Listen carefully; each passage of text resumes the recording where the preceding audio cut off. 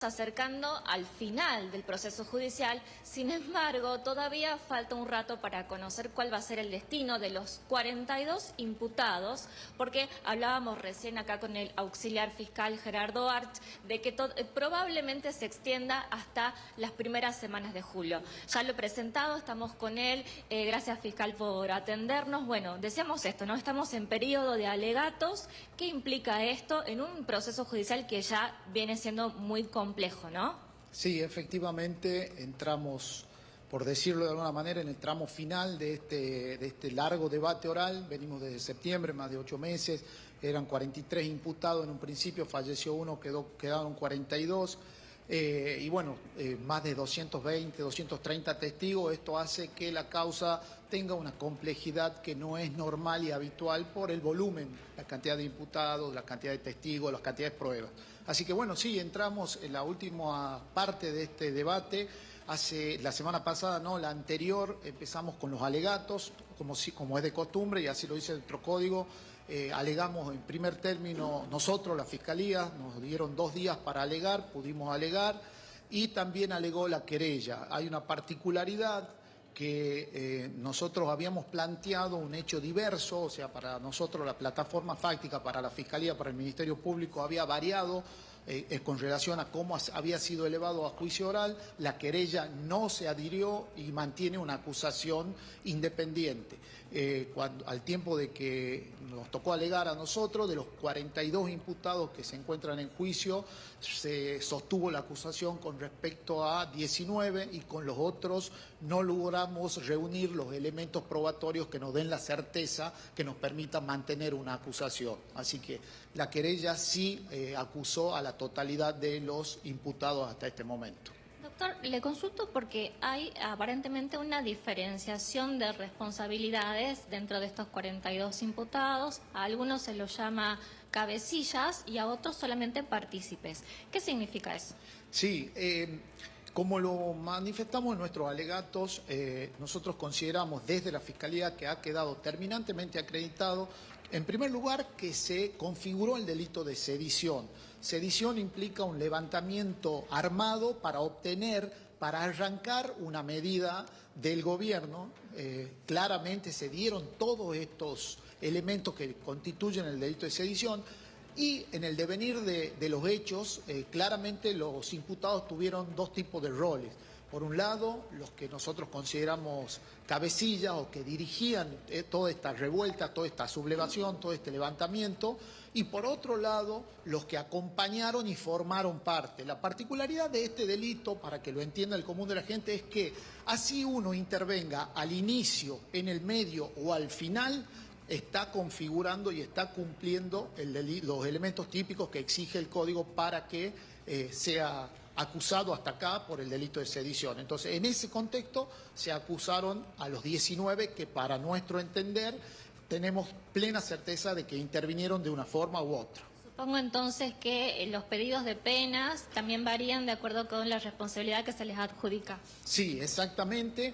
Primero, cuando hablamos de pena hay que tener en cuenta que se los acusó por el delito de sedición agravada. El artículo 229 prevé el delito de sedición y el agravante o los agravantes están en el artículo 235. Son agravantes su condición de funcionarios públicos porque eran policías y porque utilizaron en el momento del levantamiento las armas provistas por la policía. Esos agravantes se dan en el caso, casi en la totalidad. Hay uno solo de los imputados que solamente tiene un agravante, sería muy técnico explicarlo, pero lo estoy diciendo a grandes rasgos. Y en ese sentido, el Código te permite una escala de 1 año a 12 años. Es una escala muy amplia, les llamará la atención, pero no es caprichoso porque son delitos que los llaman delitos políticos, entonces le permiten a los jueces moverse en ese ámbito tan amplio. En ese sentido, hemos solicitado para los cabecillas, los cuales consideramos que eran 3 de estos 19, 6 años de prisión efectiva más 12 años de inhabilitación para cargos públicos, que también prevé el Código esta pena accesoria. Y para los demás que formaron parte en algún momento de este movimiento sedicioso, se les solicitó 3 años de prisión condicional en la mayoría de los casos, salvo en un caso que ya viene cumpliendo una condena anterior, y 6 años de inhabilitación para ejercer cargos públicos. Mi última pregunta antes de pasarle al piso, doctor, es ¿qué tan alto en la jerarquía policial llegan, cuál es el imputado de más alta jerarquía policial o política? No, a ver, el que viene siendo imputado es el ex jefe de policía, el señor Racedo, Jorge Racedo. Respecto a él, nosotros no encontramos ningún tipo de elemento probatorio que pueda incriminarlo y que nos dé la certeza de que pueda ser acusado por alguno de los delitos que venía siendo acusado hasta acá. Y respecto a los otros integrantes, tenían un rango, todos los otros integrantes de este movimiento sedicioso tenían un rango muchísimo más bajo, eran todos cabos, oficiales, muchos eran en ese momento personal transitorio, PTP que le llaman, pero no hay rangos mayores en ese caso. Está Sergio González en el piso, también tiene otras preguntas. Gracias. ¿Cómo le va, doctor? ¿Cómo está? Buenas tardes. ¿Qué tal, Sergio? ¿Cómo está? Un saludo para vos y para toda la audiencia. Igualmente. Además de esa diferencia que usted marcaba hace un momento entre la Fiscalía y la querella en cuanto a la totalidad de los imputados y no... ¿hay otras diferencias además de esa? A ver, como le explicaba recién a su compañera, el delito de sedición por su propia naturaleza es un delito que se configura cuando el sujeto activo realiza este levantamiento armado en cualquier etapa momento, claro, de la sucesión de hechos que configuran el delito.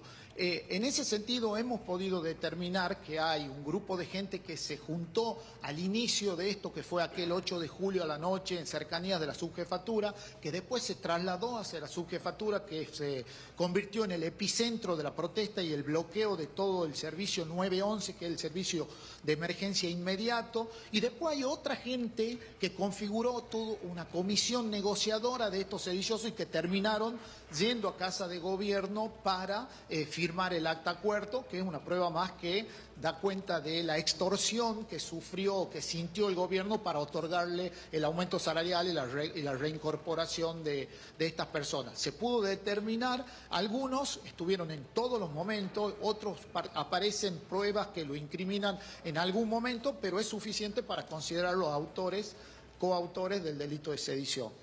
¿Cómo se está llevando a cabo este proceso? ¿Era más o menos como se había pensado o hubo algún contratiempo? No, realmente hoy empezó a alegar la defensa y bueno, el doctor Ahumada, que es el defensor del imputado Racedo, en sus alegatos hizo mención y elogió al tribunal en cuanto al orden y a la tranquilidad que le dio a todo el debate, a pesar de la cantidad de imputados, de la cantidad de defensores, de la cantidad de pruebas que tuvieron que ventilarse en este debate, y realmente se desarrolló todo dentro de los caudales y el proceso normal como lo marca nuestro código. No tuvimos, más allá de que hay incidencias procesales, hechos diversos, nulidades, pero son propias de cualquier proceso judicial y debate oral. Lo último, doctor, y agradeciéndole este tiempo. Durante las primeras audiencias recordamos que hubo mucha controversia sobre la responsabilidad o no del poder político de ese momento. ¿Esto se dio durante el transcurso del proceso? Lo cierto es que nosotros nos tenemos que acotar a el delito o a los hechos que llegan a ser juzgados y que respecto a los cuales tenemos que hacer el debate oral para determinar si se configuró o no el delito. Acá lo que se estaba juzgando es si se dio o no una sedición, un levantamiento armado para arrancarle una medida al gobierno. No se juzgó ni se valoró si hubo incumplimiento o no de deberes de funcionario público de la autoridad de turno en ese momento. Eso sería materia de otro proceso si es que surge, ¿me entiende? Perfecto. A su criterio entonces quedó configurado que efectivamente existió esa sedición para arrancarle esa medida al gobierno de turno. Sí, efectivamente. Bien. Así es, existió un levantamiento armado para arrancar una medida. Arrancar significa obtener coactivamente, no porque el gobierno le quería otorgar. Perfecto. Muchas gracias, doctor. No, por favor.